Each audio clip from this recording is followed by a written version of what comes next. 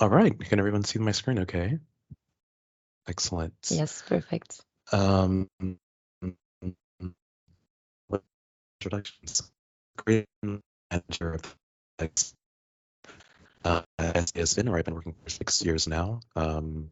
I lead our data work for the Sustainable Development Report, as well as other editions of our SDG index, so both at the regional level as well as the national level. Leslie, would you like to introduce yourself really quickly? Sure. Thanks a lot, Grayson, and thank you everyone for being connected at this webinar. So I'm Leslie Bermont Diaz. I'm working with Grayson on this Sustainable Development Report and also with a more specific focus on the spillovers and the impact on the global commons across the world. I've been at SDSN for a bit more than a year and a half. I'm very happy to share with you today our latest findings. Thank you. Excellent. And with that, we'll jump right into the presentation. And so, as Laura mentioned today, the idea will be to give an overview of the Sustainable Development Report, kind of an introduction, then a deep dive into some of the results for Belgium, and lastly, some overall results, just some overall conclusions and key findings of the report in general. So why do we do this report? So one of the main reasons we want to do the Sustainable Development Report every year is to make sure that we're holding countries accountable. We want to support policymaking by showing policymakers where they have the biggest gaps in SDG progress, so helping them to prioritize which SDGs they need to concentrate on. And lastly, to make the SDGs kind of concrete, so kind of going away from a more abstract idea of sustainability and getting really into the nitty-gritty of what it means to meet the Sustainable Development Goals. And lastly, so complementary to that, we also want to support the dialogue on data availability and monitoring systems. So we work complementary to official monitoring efforts. Our report, it's not an official report, so we have UN mandates, but we are an NGO, and so we work complementary to other official efforts to monitor the SDGs, whether it's at the international level, by the UN Statistical Division, or Eurostat, or OECD, or also at the national level with different NSOs. We want to make this data, publicly available to everyone that needs it. So not just to policymakers, but also to civil society organizations, researchers, other people that are working on SDGs or want to know how their country is doing. And lastly, we want to support the development of kind of new forms of data. So not just using administrative data, but also, GIS, and other kind of new forms of data and statistics that can help fill gaps in official statistics. Just a quick note to say that we do the Sustainable Development Report every year in June, but being a global report, it cannot really take advantage of local data. It's not really so specific to some local contexts, and so we complement this report with different regional and some national editions of the SDG Index. And so you can see here we have, editions for Africa, Europe, and then different countries as well, like Brazil and Italy. And especially in our some national editions, it kind of allows us to have just more than one data point per country. So you can see if there are territorial disparities, inequalities within one country, thanks to these national editions. I think maybe someone is not on mute. If everybody could maybe mute themselves, that'd be great. Right, I'll continue. So just a quick note on our methodology. We have a kind of three-tiered system in our report. We have the SDG index, which generates comparable scores and rankings for all UN member states that have enough data. Then we have our dashboards, which are kind of a visual representation of progress using a traffic color light table. And then lastly, we have an assessment of progress over time, the SDG trends. So this lets us know not only where countries are today, but based on recent progress, are they going to meet SDG targets by 2030? Since this I think that's maybe the third time I give this presentation to the SHIP, so I didn't want to go so much into details of the methodology today, but our methodology has been audited by the Joint Research Center of the European Commission, and it's been published in the peer-reviewed literature, both in Nature and in Cambridge University Press. So where does the data that we use come from? So most of the data in our report comes from official statistics from different UN custodian agencies, so WHO, UNESCO, World Bank, etc. But we also have about a third of our data that comes from unofficial or kind of non-traditional data sources. So this includes peer-reviewed publications, which is where we get a lot of our spillover data from, different NGOs like Oxfam or Tax Justice Network, and we also have some indicators that come to us from GIS, or Geospatial Information Systems. And these kind of non-traditional statistics are very useful for tracking gaps in official data. Sometimes a lot of environmental performance indicators come to us from these different forms of data, and other indicators based on access, for example, are actually really useful from GIS data. In terms of how we select indicators that end up in our report, for the global report, we want to make sure that all of our indicators are relevant to all countries, that they're timely, that the underlying measures are statistically valid and robust, that they have good data coverage for all countries, and most importantly is that they have, clear policy ramifications. We use indicators where we can set a target, where we can say all countries should strive towards this, and we don't use kind of descriptive indicators or also really input measures. So for example, measures on policies, those are not included in the SDG index. One of the key differences in our report compared to other kind of official monitoring efforts is that we always have quantitative absolute targets for all countries, 2030 performance thresholds, which allow us to say, how far countries are from these SDG targets and whether or not they're on track to meet them. In terms of how you go about setting those targets, we use official SDG targets when we can. When we don't have official SDG targets, we use the principle of universal access or zero deprivation, or this idea of leaving no one behind. So, for example, making sure that everyone has access to certain public services or infrastructures, or that no one is left behind. For environmental indicators, we'll use science-based targets. And then lastly, when we can't use any of these techniques, we just use the average of the top performers. In terms of some of the novelties of this year's report with respect to the previous editions, so we have two new indicators this year issued from GIS. So we have a new indicator on access to all-season roads, and then another one on access to key urban services. We have a new spillover indicator on victims of modern slavery that are embodied into country supply chains. So when we import a product, what are the kind of hidden impacts in terms of people that are basically forced to work upstream in the supply chains? We included for the first year an evaluation of the world's progress in SDG targets. So we have like a sort of population-weighted average of all member states, and we calculate how the world is doing on each SDG. And then lastly, we calculated also for the first time percentage of SDG targets that are on track for 2030 for all countries that had enough data. And that kind of concludes my introduction to the Sustainable Development Report. And I will now hand it over to my colleague Leslie to present some of the specific findings for the country of Belgium. Thank you, Grayson. Let me share my screen.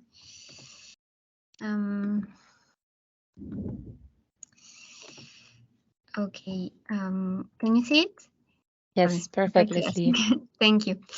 So for my part of the presentation, I'm going to focus on Belgium's specific challenges on the SDGs, with a focus on the main challenges and some of the indicators for Belgium. But I'm going to start with the fact that Belgium ranks among the top 20 of the countries on our SDG index. So here the slide shows some of the visualization from our website, the SDG Transformation Center. You have the link there, but I'm also going to link it later in the slide so you can have access to it and go play around. It's a nice visualization. You can see rankings, but also maps of the world, focus on some countries, and then see the scores by goal, by overall, or by indicator and the trends. So it's nice to play around if you want to have a look. But let's go back to Belgium.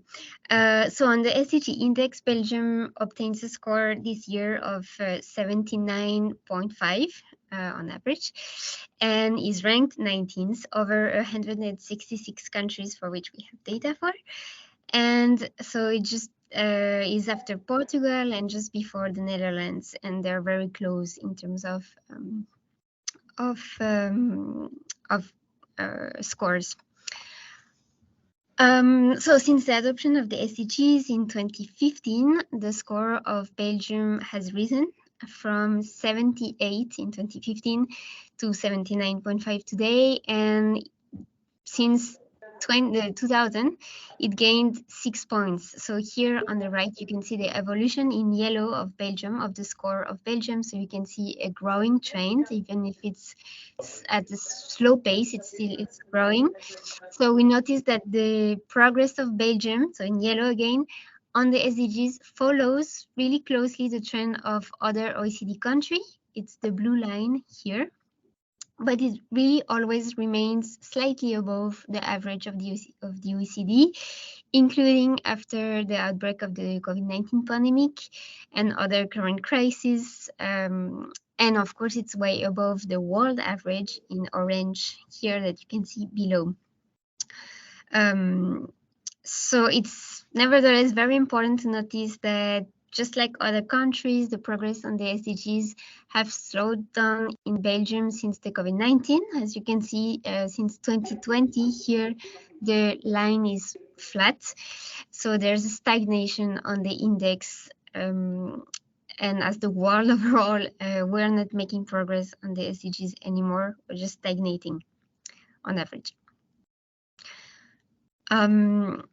When looking in more details into the SDG index, so before I presented the overall score, but now it's also important to see by goal, by specific goal, where we are, so where Belgium is.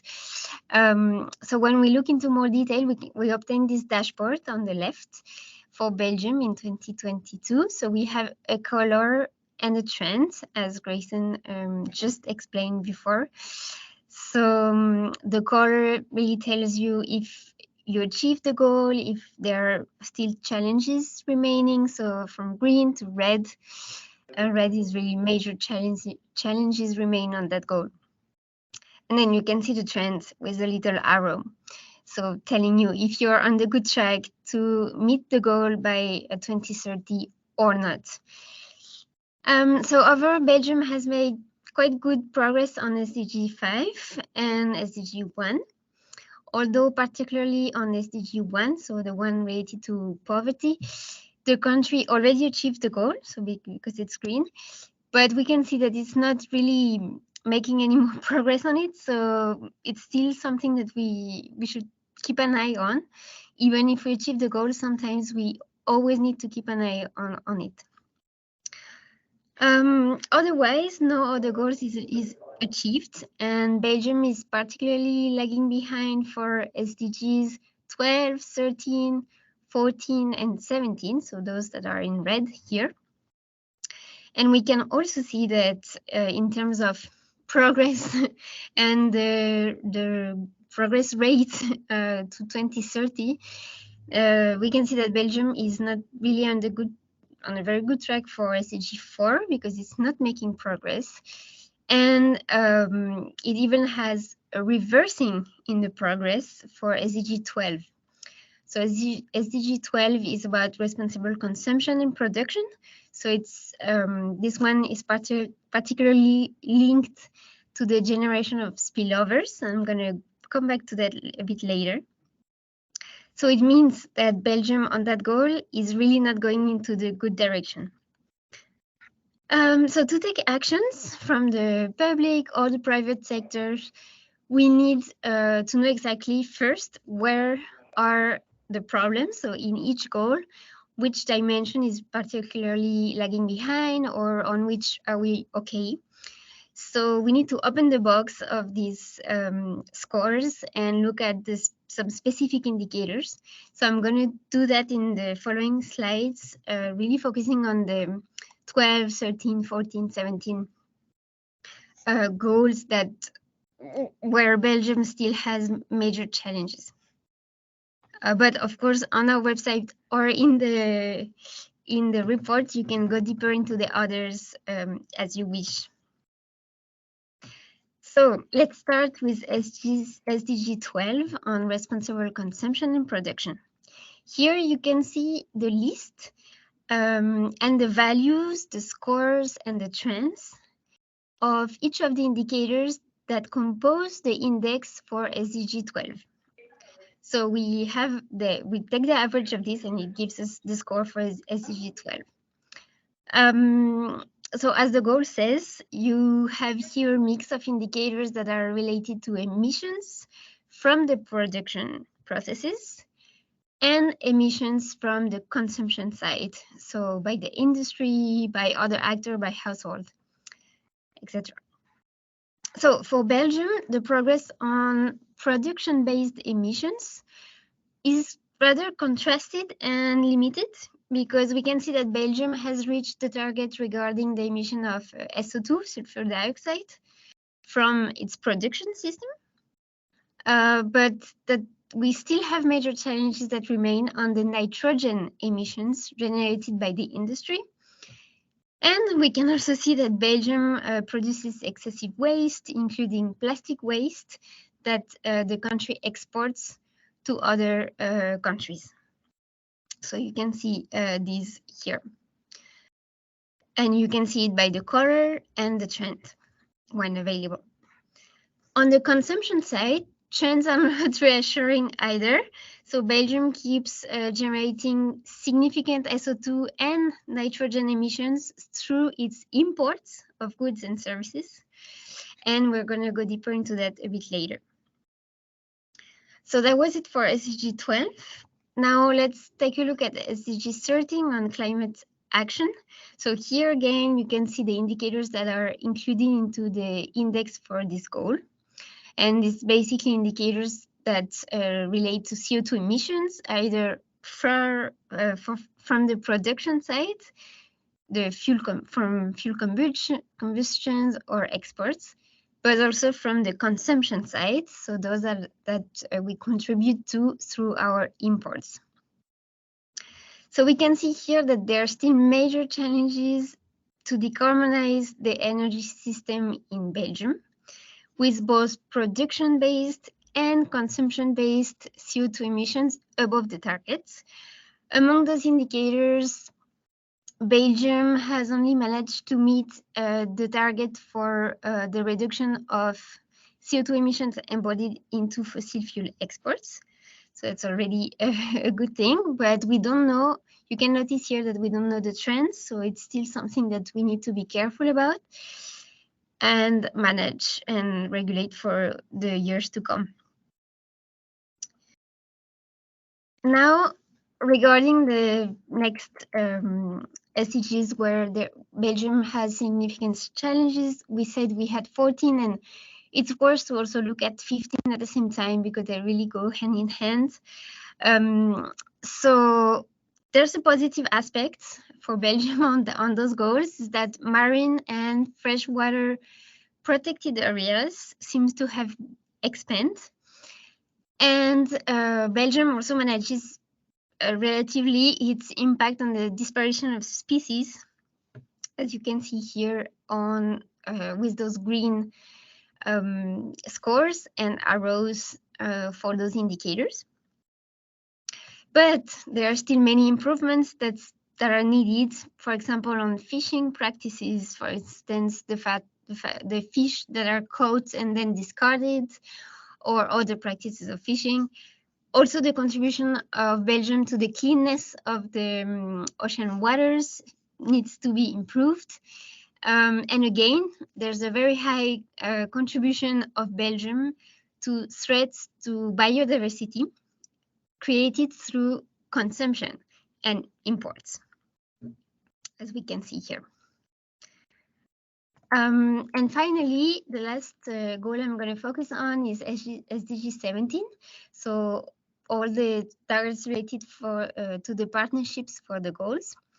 So there's quite a good performance of the country on the national statistical systems, which is really an important point, because having a good statistical system really helps you to monitor and then take actions that are efficient.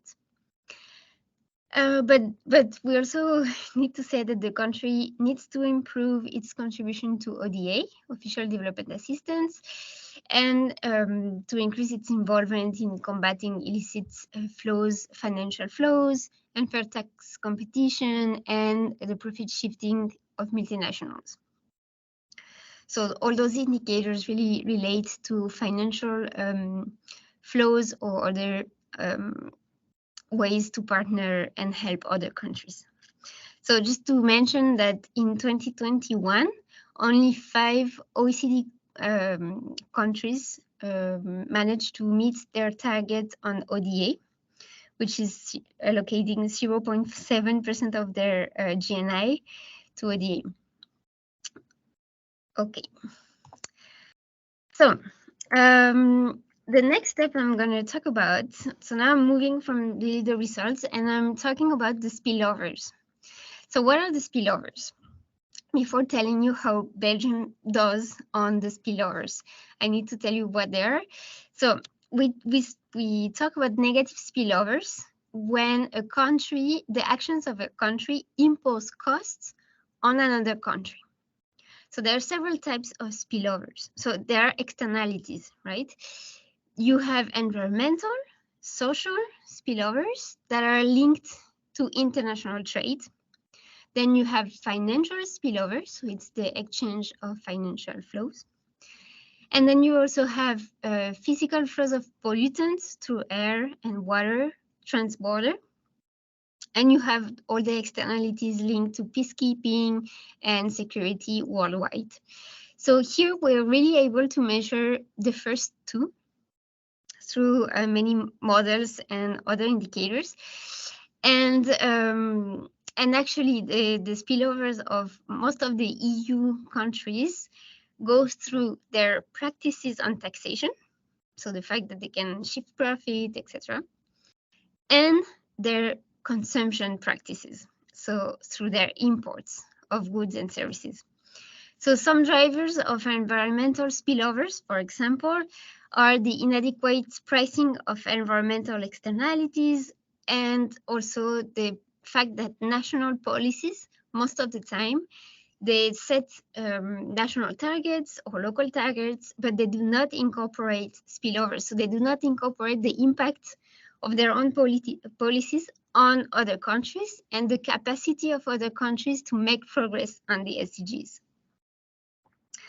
So to measure those spillovers at SDSN, we use some of the indicators that we include into the SDG index, as we just presented to you, to create a kind of sub-index, which is the International Spillover Index, that also ranks between 0 and 100.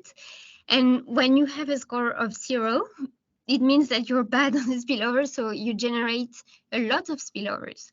And when you have 100, you have a low generation of spillovers. So when you have a low score, it means that you have a high impact on other countries and their capacities to make progress themselves on sustainable development. So Belgium is among the countries that generate the largest negative spillovers in the world. The rank of Belgium is 160 over 166 countries. So it's the 6th country to generate the most spillovers in the world. It has a better score than the OECD on the SDG index, as we saw before, but it generates more spillovers than the OECD on average. So the score of Belgium is around 50.6, and the score of OECD member is 74. So it also generates more spillover than France or Germany, but still less than the Netherlands, Luxembourg, or Iceland. So I think Grayson is going to go deeper into that, but it's really a pattern that we see when rich countries actually perform well on the SDG index. They have good results, but on the other side, they are the one that performs the worst on the spillover. So here's just a snapshot of where Belgium stands on those indicators that are specifically related to the spillovers that we classified into environmental spillovers, social spillovers, and financial and economic spillovers. So on the environmental spillover side, you have all the ones that are related to exports. For example, the fact that Belgium exports a lot of plastic waste to other countries. So here we can see that it really performs on the red and that the trend is not going in the good direction. You also have environmental spillovers that you create through your imports, so through your consumption. And that's, for example, all the CO2 emissions that you're going to contribute to when you import goods or services that for their production in another country generated CO2 emission. You have the same for other emissions, SO2 emissions, nitrogen, but also scarce water. All those indicators really, for Belgium, they're in red, so there's many, many challenges on those. And then you also have this social spillovers that are also embodied into imports. So that means that are the ones that are really hidden into the supply chains. So when you import something, you create indirectly some impacts on the other countries, and that can be environmental, as I just said, but also social. For example, the fact that you contribute to modern slavery practices in other countries when you buy the goods that were produced using modern slavery, or also you contribute to work accidents. And then you have this final category of spillover, which are more on the financial side. And they include really unfair tax competition, corruption, banking secrecy, tax havens, stolen assets, etc. And they really undermine the capacity of other countries to leverage the resources to achieve the SDGs. I mean, those resources were supposed to be allocated to sustainable development, and they are shifted more from the private side of the country. So on all those indicators, Belgium hasn't performed well and is not showing any trends upwards towards 2030. So I'm gonna just finish with the fact that really the SDGs are challenges that are long-term. Even beyond 2030, we need to keep thinking about that. They're also technology-based and capital-intensive, and they're also integrated with a lot of uncertainties currently on the global scene. And they require really the involvement of all actors of the society, the public with their policies, but also the academia for research and developing data, and the private sector. Really, we cannot make progress on the SDGs without the involvement of the private sector. So, for example, there are really a lot of things that the private sector can do. It's just some examples, but it's important, for example, to leverage due diligence to address those negative spillovers that I just talked about and that are embodied into unsustainable supply chains. So be careful about trade practices, etc. We can also increase philanthropic giving for financing sustainable development. The private companies can also contribute to data collection to track their impacts through the supply chains, because it can reach many countries. And then on another side, the global financial architecture must be redefined. That would help actually to help small businesses receive more the financial flow they need to adapt and update to the SDGs. And then all the private business flows and their investments must be aligned with the SDGs. That's key. And finally, all those investments and financial flows from the private sector need to shift away from all the unsustainable practices and sustainable technologies that we are currently endorsing.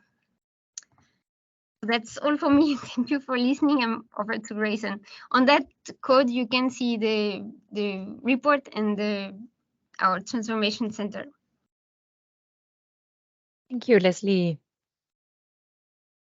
I'm gonna try to stop.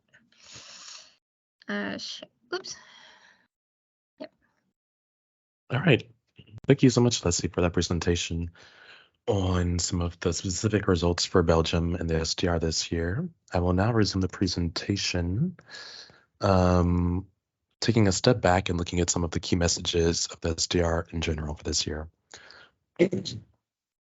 So some of the key messages from the report are that at the midpoint of the 2030 agenda, all SDGs are seriously off track. So the world is not on track to meet any of the SDGs currently as it stands. Financing is very key if we want to solve this agenda. We need to make sure that finance is flowing to the countries that need it the most, the least developing countries, and there needs to be work done to change the current financial architecture so that financing flows to where it's needed. And lastly, now that we're at the halfway point, countries really should use this opportunity to review and revise their strategies, their SDG reporting, and recommit themselves to multilateralism, peace, and tools of global governance. Okay, so this is one of the key charts from the report this year. What we see is that since 2010 and 2015, there has been progress on SDGs. However, this progress was, nowhere near what was necessary to meet SDGs by 2030. And that even despite that, because of COVID, the war in Ukraine, these have been major setbacks, and they've actually kind of pulled our trend down from what we would have normally been at had those events not happened. So here we see that, key messages here are the world was making progress, although it was way too slow, and that COVID and this war in Ukraine have further set back our SDG progress. This is also a very interesting graph in the report this year. We see that between 2015 and 2022, there was a slight decrease in the gap in SDG performance between high-income countries and low-income countries. But that's with the pre-pandemic trend, that would have decreased even more. But then with the current trend after COVID and the war in Ukraine, this gap is actually projected to increase. So we're going to be seeing really a loss and a kind of reversal in convergence in terms of SDG performance across the world. So very harrowing message from this graph. This is what I was referring to a bit earlier in the presentation about our calculation of the SDGs for the entire world average. And what we see is that while we do have SDG 4 and SDG 12 that are, yellow, there's basically no green here anywhere. So we don't have any of the SDGs that are on track, that are already achieved, nor that are on track to being achieved by 2030. And on this graph in the lower right-hand side of the slide, you see the percentages of SDG targets based on their status. And so what we have is that around 18%, so almost a fifth of SDG targets are achieved or are on track to be achieved. The large majority, so 67%, have limited or no progress. And then for 15%, very worrying, we have kind of a reversal in SDG progress. And so it's important to remember here that this is really an aggregates, kind of measure. So it's really the world in general, but that obviously there are huge differences in countries depending upon the country specifically. To go to the SDG index, so in this year, as in almost every year, we have, the Nordic countries, the top SDG index, and then European countries in general. We see a kind of focus on, environmental protection and social democratic economic governance, which kind of is driving up the performance of Nordic countries. And then on the other hand of the SDG index, kind of the countries that are struggling the most are those that are either in active conflicts or small and developing states. However, it's important to note that even though these countries do have high SDG index scores, none of them are on track to achieve all SDGs. And so on this figure to the top right, you see our SDG dashboard for the different income categories. And here for high income countries, you see they're actually red on 12, 13, and 15.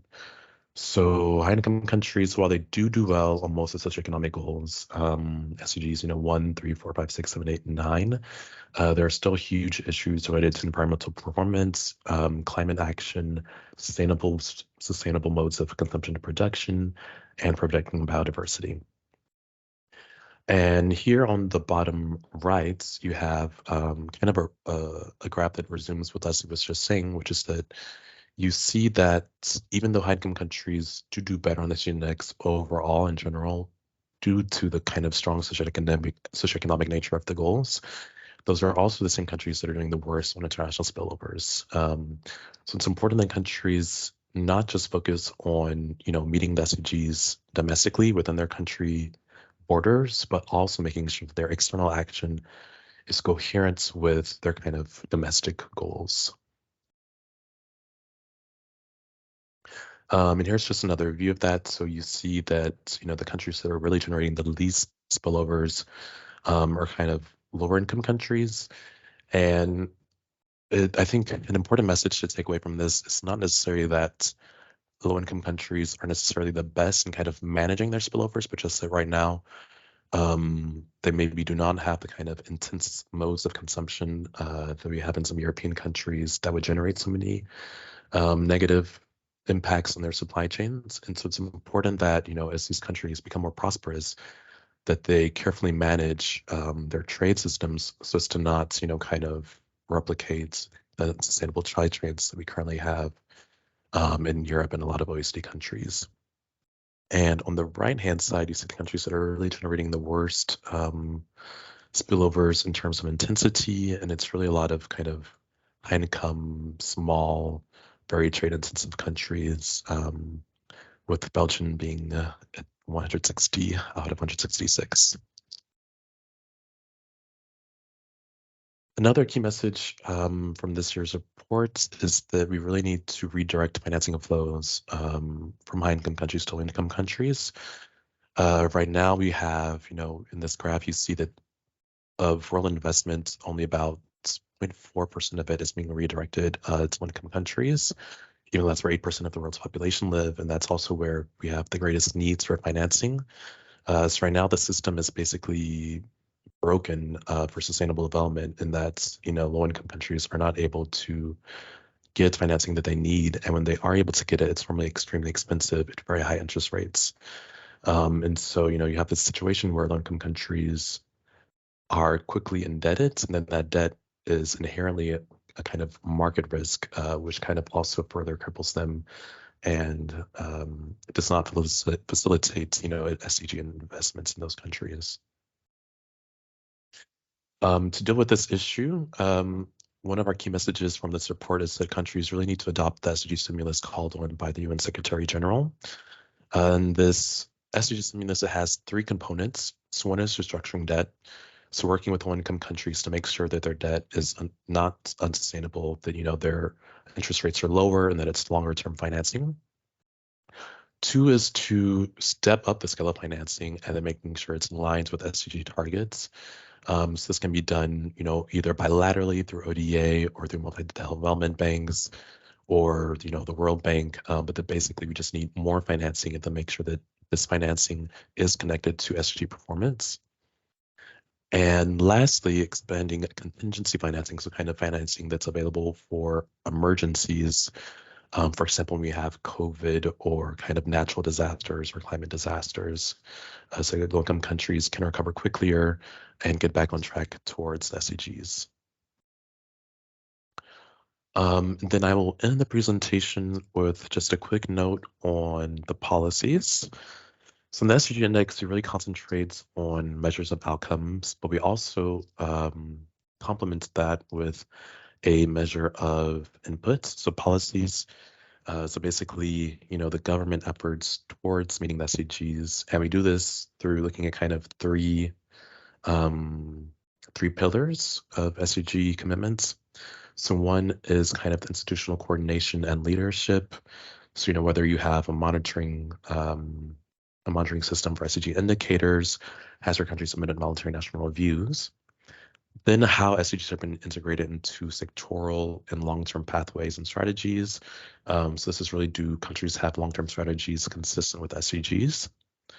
And lastly, a measure of multilateralism. So countries' kind of adherence to global governance and international cooperation in general. And for the first time this year, we published a pilot measure of how this all aligns. And we have the results here. So I just wanted to concentrate on the first, kind of the best performers and the worst performers. For the best performers, we do see, unsurprising, a lot of European and Nordic countries when it comes to SDG coordination, pathways, and multilateralism. But not all countries that have high SDG efforts are income countries. We do see, for example, Benin in 5th place here. Even though the country's SDG index score may not be high today, we see that the country is taking on the SDGs very seriously, making sure effort is needed. Effort is being put into meeting the agenda. And on the opposite end, our last performers are Russia, Israel, the United States. And these are kind of countries where we see very little or to no kind of SDG policies, no SDG strategies, countries that have not submitted VNRs at all and that are not very engaged in multilateralism, that basically, take a lot of unilateral action, are not necessarily members of a lot of international organizations, or giving 0.7% of their GNI to ODA. And with that ends the presentation. I hope it was useful and interesting for everyone. And I think me and my colleague Leslie will be happy to answer any questions that you might have, or also hear from you on, how you are using SDGs in your different work, or how this kind of work on data and statistics can be used by different civil society organizations within Belgium. So with that, I will give the floor back to Lara, I believe. Thank you, Grayson, and thank you, Leslie, for this accurate data that you bring. Of course, we all know that it's data, and as you mentioned, we should carefully look at it with different perspectives. We'll now switch to Q&A time. I think, Leslie, you had a question yourself, indeed, to know from the participants how this helped, but maybe I give you the mic to say it just before.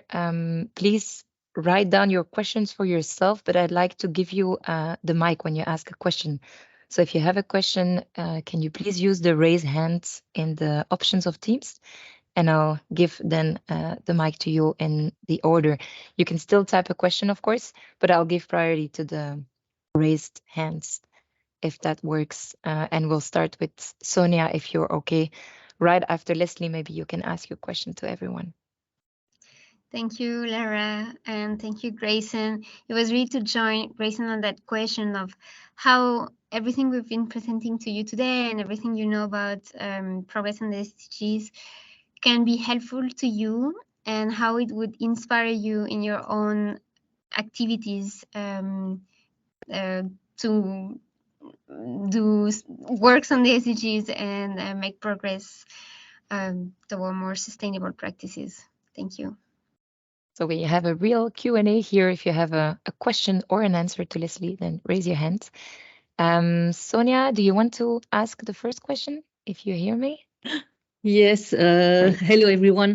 No, I was wondering, only 2 SDG achieved for Belgium. This is not really good score. So I wanted to know, how do you explain a score of nearly 80% then and so high ranking? Sure, that's a really great question, Sonia. So what I can say is that in the SDG index, by the very nature of SDGs, we had a lot of indicators that are based on kind of socioeconomic phenomenon.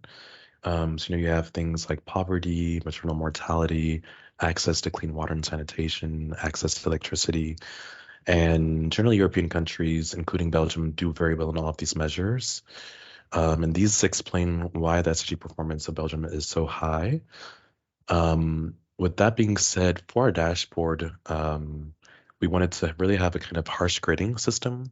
So we have a methodology for the dashboard that is what we call non-compensatory. And basically what that means is that good performance on some of the indicators doesn't compensate bad performance on other indicators. So for example, when we calculate the SDG index, it's really just a simple average of all the indicator scores across the goals. And so what that means is, for example, if you're on SDG 2, let's say you have, very low undernourishment rates, you have, problems with hunger in your country, but you still have problems with sustainable agriculture, then those kind of measures of undernourishment might outweigh this bad performance on sustainable agriculture. So it's not really being shown in this kind of aggregate score.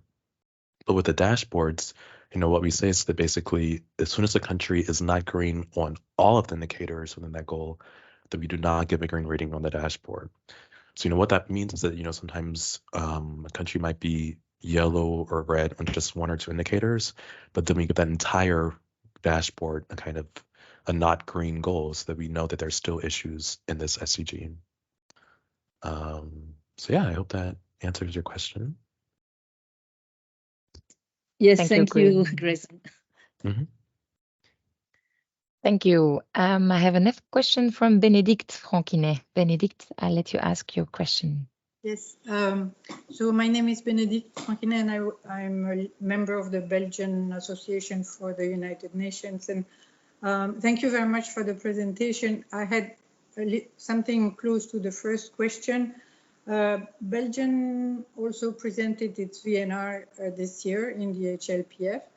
And the reading of the VNR is actually, for somebody who hasn't worked on it directly, a little bit complicated because it's more an addition of good things that Belgium has done. And I think this presentation is very, very useful to kind of rebalance a little bit the story. But I had two questions. Don't you think that this kind of good grade of Belgium among all the member countries hides the whole spillover question? So congratulations for highlighting it here, but how is there a way we could integrate that in a more useful fashion than to first give a good grade at the beginning compared to other countries and then turn the page and say, oh, we have all this spillover? That's one question. And my second question was whether you proactively, as yourself, beyond putting out the report, you go and speak to Belgian authorities to point out to some of the weaknesses in their performance. Thank you. Thank you, Bénédicte. Leslie, do you want to take that or should I take it? Maybe you'll be able to say more things. My only thing on the first question was maybe that the SDGs, I mean, we present this because the SDGs is really a framework, a worldwide framework that really is following certain measures. So on the 17 goals, so to present that, honestly, I mean, Belgium is performing well on this and not well on that. So that's why I also agree that on the discourse and in the report, for example, we can explain and go deeper into what's behind this. There are also some specific studies on the spillovers. And I also agree with you that on the international, but also EU negotiations or other talks that we have internally, it's very important that the discourse goes deeper on the SDG, on the spillovers. And I think taking out this information in the report, because we really have to follow the 17 SDGs, but it's important. We also have other reports specifically on the environmental spillovers at SDSN. But I leave Grayson complement my answer. Yeah, I completely agree with what Leslie just said, and I would just say that, you know, I think it's really a matter of, you know, framing and communication when it comes to how we present the results to policymakers. So yes, Belgium does have a good SDG index score, but that's not the entire story. I think it is important to kind of show that there are countries that have good SDG index scores, because we want to see that, you know, there are SDG leaders. We want to have some kind of message of hope, even though the data is kind of showing a bleak picture. But we do want to show, you know, that there are countries that are, you know, kind of doing better on the SDGs, and that, you know, countries should all strive, you know, to getting the best performance possible. So we want to do kind of have a positive message, but at the same time, I think, you know, when we present the reports to different audiences, you know, we also want to be honest about all the things that are not going well. And so to your second question about, do we ourselves present the results to Belgian policymakers? So we are based in Paris. We're kind of a global network of institutions. So we don't really have any kind of presentations, let's say, specifically to governments very, very frequently. It sometimes happens and sometimes doesn't. But what we try to do is just make sure that the data statistics are available, so, you know, all of you can use this information to do advocacy for your governments, you know, and using the kind of data and statistics that speak to you, that are important for organizations, and making sure it's, you know, understood and communicable and useful. So yeah, that's how I'd answer that question. Thank you. Thank you. I have a next question from Jan Verbeek. Jan, can you take the microphone? Yeah, thanks, Lara. Grayson, Leslie, thanks for the presentation. I was just wondering, if you look not only in Belgium, but also the other countries, how do you make a distinction between what is an incremental improvement where you see numbers are going the right direction, and on the other hand, where we might need a systemic change in terms of regulation, or how public and private sector work together at local, regional, national, international level, to make sure that we're really going into another kind of system? Because with the incremental change alone, we might never make the 100%, or not on the long term. Yeah, that's a good question. Maybe I'll start, and then Leslie can complement. I would say that at SDSN, we are definitely focused on systemic transformations. We didn't talk about it in our presentation today, but we do have this kind of system of 6 transformations that we recognize for countries. And I completely agree with you that, you know, the SDGs are really not about incremental change or, you know, marginal progress. It's really about changing the way we think about food and land and biodiversity. We think about, you know, how our supply chains, socioeconomic inclusion, finance. You know, it's a very transformational agenda, both in its setup and the way it has to be implemented.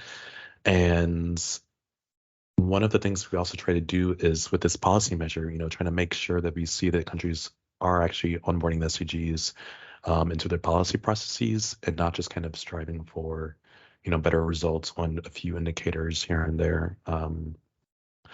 But yeah, I mean, I think it's something that's difficult to do, measure the degree to which, you know, countries are onboarding these transformations.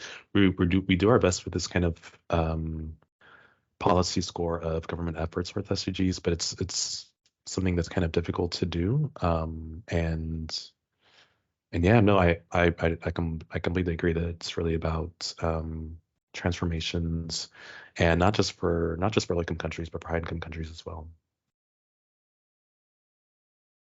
Leslie, I don't know if you wanted to add anything or. No, it's very complete. I also agree. It's long-term challenges that you need deep transformations, and also, I mean, as Grayson talked about at the end of the presentation, we really need, for example, a global reform, a groundbreaking global reform of the financial system that really reverses all the things we're doing right now. So yeah, I also agree. Thank you all. I don't see other hands raised, and we're getting to the end of the webinar in terms of time.